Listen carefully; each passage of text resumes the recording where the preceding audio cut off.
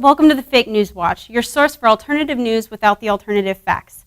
I'm your host, Kaylee Fagan. Today, we're going to talk about attribution, one of the most important parts of credibility in the news industry.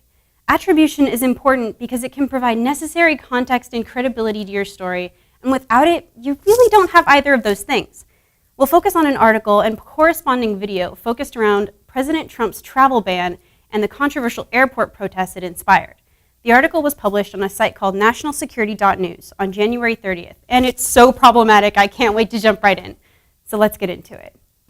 In case you live under a rock, the executive order essentially denies entry to the U.S. for travelers from 7 Muslim-majority countries that were identified by the Obama administration as areas of concern. As Vox puts it, all are anarchic states with large jihadist presences, and radicalized Westerners most often travel to one of these countries to join militant groups. I don't want to get too deep into the technicalities of this executive order because they've flip-flopped a couple times in the courts already, but we'll put some resources in the video description. Supporters of the ban argue that this all began in 2011, when Obama halted the visa program in Iraq. But this isn't entirely true. What really happened is Obama introduced a more rigorous vetting program in response to 2 refugees being arrested in Kentucky for conspiring to commit acts of terrorism in 2009. We didn't stop giving visas to Iraqi refugees, they just slowed down the application process. But today, I'm sure we're all familiar with the backlash this new executive order has incited. Thousands of people have gathered at major airports in cities like New York and San Francisco to show support for Muslims that have been denied entry or detained in airports because of the ban. Naturally, many were met by counter-protesters who are in favor of the ban, and that's when things get ugly. Which brings me to the article. Let's take a look. The video at the center of the tension appears to show a man, presumably a Trump supporter if you trust nationalsecurity.news, being knocked out by a protester at the Portland International Airport. After that, his buddy stands over him, a wall of people prevent any more punching, and the excitement is basically over. Now, the very first step in identifying fake news is checking that all of the information, including the photos of the video, are attributed to the original source. Immediately, we notice that this site fails to give credit to the person that filmed the video. By just clicking through, you can actually see that the video was ripped from a YouTube channel called Find Out News. Their lack of an about description and utterly lazy logo are also red flags.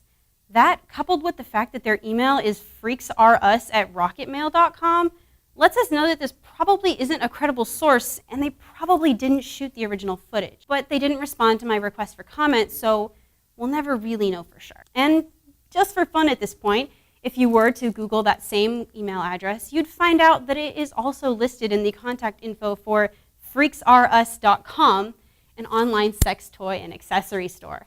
This is basically the golden snitch of red flags, and frankly, I could not make this up. So, in pursuit of more rabbit holes to burrow down, I turned to Twitter. This is where I met Jerry, a lady from Oregon who tells me that she actually attended the protest at Portland International, and while she didn't see this guy get punched, she did see him earlier in the day, when he and his posse were seen screaming things like, "God hates you and you're all terrorists" at the protesters. Turns out, this man was removed from the protest multiple times by police before returning and then getting punched. Of course, this doesn't necessarily excuse the punching, but it's important context that the original article intentionally left out. Jerry also told me that the same man and his same posse are locally known for standing outside of churches and screaming at churchgoers with a megaphone. And then she showed me a Facebook event that locals use to coordinate a plan to form a human chain around the local church where these jerks frequent. At this point, I still don't know who filmed the original video, but I don't really feel the need to know any more about the nature of this interaction. It's unfair and unjournalistic to say that a mob of mindless left-wing zombies physically attacked a Trump supporter in broad daylight when you don't acknowledge that 1, this guy may not have even been a Trump supporter, we don't know that for sure. 2, this guy possibly provoked the protesters, and 3, he even has a history of doing so.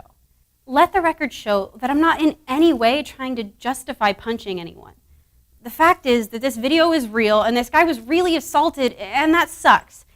But this actual jerk is being painted as a victim of the protesters in order to invalidate their message. And because nationalsecurity.news failed to attribute this video to a real source and then neglected to provide any context about the victim, we can't trust them to be a credible news source.